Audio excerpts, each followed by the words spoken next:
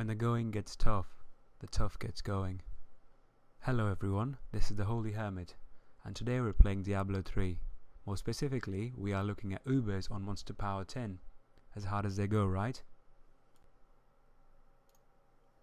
Before I proceed further, I'll introduce my dear friends in this game. I just met them in the general chat, and they were nice enough to invite me to a game. So here they are. Sephiroth is the first barb with its whirlwind skip spec. Next one is Katan's. Well, a lashing tail kick monk, another unique build that I'll be covering later on. And last but not the least, we have Sequence. Well, a critical mass whirlwind wizard. Well, one of the most key, essential, important aspects of this game. But that is the beauty of this gameplay, so to speak. We all had our parts, we all knew what we were doing, and in the end we did manage to beat both Ubers. I didn't get to beat the third one because I had to go away, but here they are. I'm going to show you the first two Uber fights on Monster Power 10. Well, starting with Barb, he's the one who's tanking. He's got the most armor, around 8k, with lots of all resistance, and he's running around doing a spinny bit. Well, and he does it very well, of course. Secondly, we have Katan's. With his lashing tail kick build, as I said earlier, his job is to kick people away, the unwanted mobs that do surround us in these Uber fights, so we can focus on killing the elite. Me, I focus on tanking and having extra DPS. And our friend Sequence, well, you can see what he's doing over there right now. He's freezing everyone around him, and he's slowing down time, so they even move slower if they actually get out of the freeze, and our attack speed is increased. So there we are, doing our bits in this game. And again, as I said, the special thing about it is none of us have any increasingly smart gear. My friend Sephiroth and I, we are around 176k DPS. Same thing could be said about Katan's, I believe. He holds a similar amount of DPS.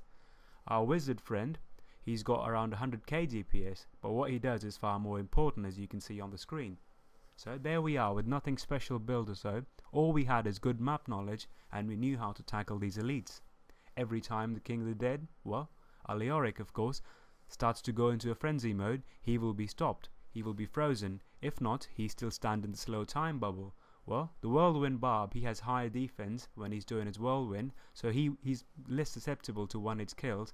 Me and my monk friend, of course, he will get rid of all the mobs that are near him, and I will kite with my Deadly Reach build. So this build that I'm going to show you today, I'll link it in the description of course, is a very, very good build that you can use. Up to as high as Monster Power 10, as you can see, and again, as I said, and I always keep on saying in my videos, there is no serenity in this build. This build is centered around high damage, high buff damage that is, along with lots of high dodge chances. So this build you're seeing over here is focused on two things, as I said. First of all, I'll talk about is the dodge bit of it. I am using the Guardian's Path as my passive skill, and I times that with Mantra of Evasion to give me extra dodge chance. And the rune for that is Backlash. Now that's another thing I'll talk about in the second part of this build, but for the dodge bit, I have extra dodge chance from Mantra of Evasion along with Guardian's Path. I add Dashing Strike to it with another 20% increased dodge chance, and whenever I'm moving around the map, I do have a very increasingly high dodge chance, somewhere around 65% or more. Now comes the damage dealing bit. We have the most famous, or the infamous one I should say, is the Blinding Flash. I also have Blazing Wrath. Now that's my only healing skill I have, and I also have a passive called Combination Strike.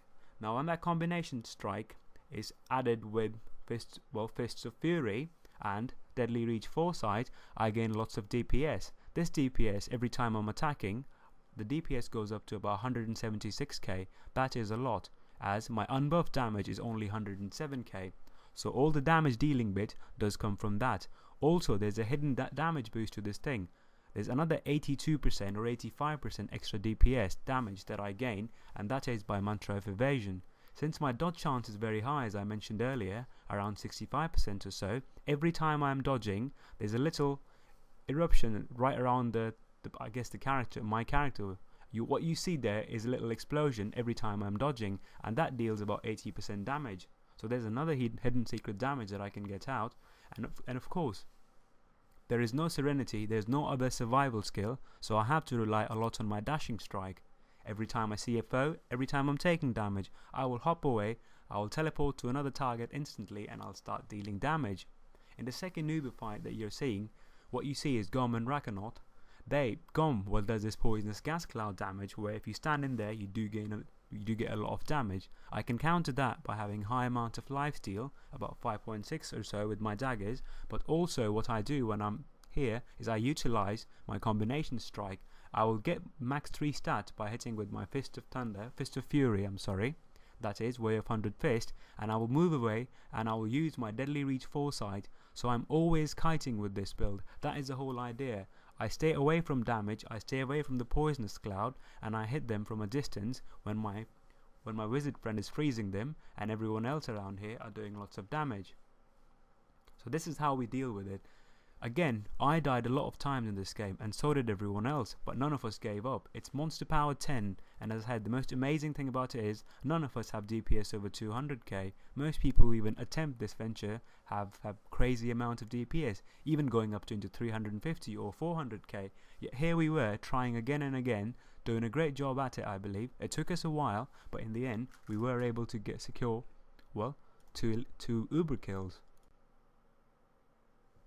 When playing high monster powers, it's all about knowing your opponent. More importantly, it's also more important to, well, know what your dear fellow friends are doing in the fight. We all understood what our roles were, as I said earlier. So what we were doing is we were supporting each other. I died a lot of times, they died a lot of times, but we knew when to revive someone and when to even accept resurrection. That's another important part when you're fighting Ubers. You need to know when there's no monsters around you, or when your friends need your help the most. That is when you should accept resurrection. Of course, more people in the fight means the quicker they're gonna die, but if there's a poisonous cloud all around you, or if King Leoric is lurking by, usually the good idea is to wait for him to move away and then you can spawn. So here we are, again, dealing lots of damage, and all of our attacks are of course centered around having a critical mass, because critical mass whirlwind wizard.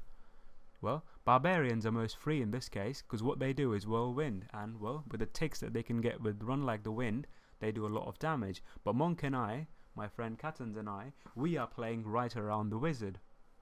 I am kiting from a distance every time I have a full stack. I get about times 3 stack with my Way of 100 Fist, and then I move away and I deal damage with my Deadly Reach. Same thing with my other friend. He's using Thunderclap for extra life on hit. That is what monks are good at after all. So there we were. We managed to beat all these bosses in the end. Hard or not, it took us a while, but in the end we did manage to finish it all. So here's a little example, I guess. It's not all about gear, as I always keep on saying. It's about knowing your character. Of course, this would have been a lot quicker if we had godly gear. But in this one, we persevered, we tried, we died, and we respawned again, and we kept doing it again and again until we managed to secure this victory. So here we were, beating all the Ubers. I hope you enjoyed this video. I'll be posting more like these. I think one of my friends in the video last ones, he asked me to, well, say which builds are good and which ones are not. So here's one build for you, which is not centered around Ascension, but is one of the highest damage dealing builds a monk can have. And you see me playing on Inferno Monster Power 10. There is no damage, there is no harder difficulty than that, I'm sorry. So if this build's working there, I'm sure if you give it a go, it'll definitely work for you. So here I am with this video. I hope you enjoyed it all, and I hope you all have a great day ahead. I'm out now.